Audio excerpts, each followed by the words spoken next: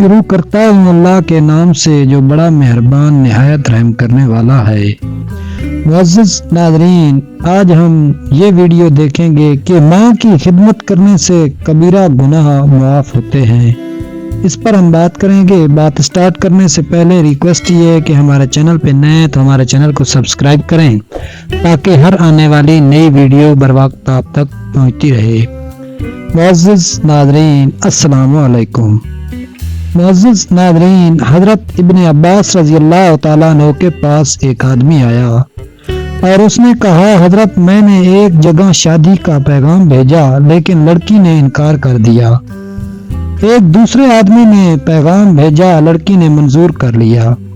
یہ دیکھ کر مجھے بڑی غیرت آئی اور میں نے جذبات سے بے قابو ہو کر اس عورت کو قتل کر دیا۔ حضرت بتائیں اب میرے لیے توبہ کی کوئی شکل ہے؟ حضرت عبداللہ بن عباس رضی اللہ تعالیٰ عنہ نے اس سے پوچھا، یہ بتاؤ کیا تمہاری ماں زندہ ہے؟ وہ آدمی بولا، حضرت ماں کا تو انتقال ہو چکا ہے۔ آپ نے فرمایا، جاؤ سچے دل سے توبہ کرو اور جہاں تک تم سے ہو سکے ایسے کام کرو جن سے خدا کا قرب اور اس کی رضا حاصل ہو۔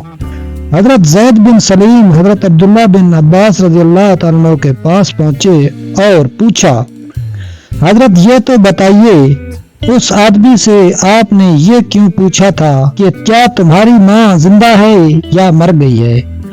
حضرت عبداللہ بن عباس رضی اللہ تعالیٰ عنہ نے فرمایا، خدا کا قرب اور اس کی رضا حاصل کرنے کے لیے ماں کے ساتھ نیک سلوک سے بڑھ کر مجھے نہیں معلوم کہ کوئی اور عمل بھی ہو سکتا ہے۔ اسی طرح کا ایک واقعہ حضور صلی اللہ علیہ وسلم کے زمانہ میں بھی پیش آیا۔ ایک آدمی پیارے رسول صلی اللہ علیہ وسلم کی خدمت میں حاضر ہوا اور کہنے لگا، اے خدا کے رسول، میں ایک بہت بڑا گناہ کر بیٹھا ہوں۔ اے خدا کے رسول، کیا میرے لیے بھی توبہ کی کوئی صورت ممکن ہے؟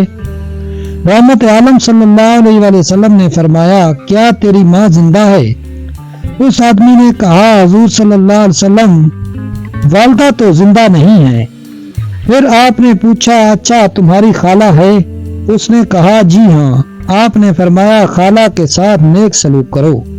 ان واقعات سے ماں کی عظمت اور ماں کی خدمت کی دینی اہمیت کا اندازہ ہو سکتا ہے کہ اگر آدمی بڑے سے بڑا گناہ کر لے تو اس کے عذاب سے بچنے اور خدا کو خوش کرنے کی شکل حضور صلی اللہ علیہ وسلم نے یہ بتائی کہ ماں کے ساتھ نیک سلوک کیا جائے، اور یہ خدا کی رحمت کی انتہا ہے کہ اگر ماں انتقال کر گئی ہو تو ماں کی بہن کے ساتھ اچھا سلوک کر کے آدمی اپنی آخرت بنا سکتا ہے۔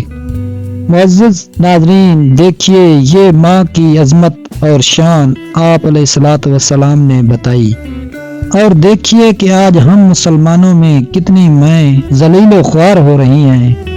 معزز ناظرین، ویڈیو اچھی لگے تو ویڈیو کو لائک اور چینل کو سبسکرائب کر دیں۔ ملتے ہیں نیکسٹ ویڈیو میں، تب تک کے لیے اللہ حافظ۔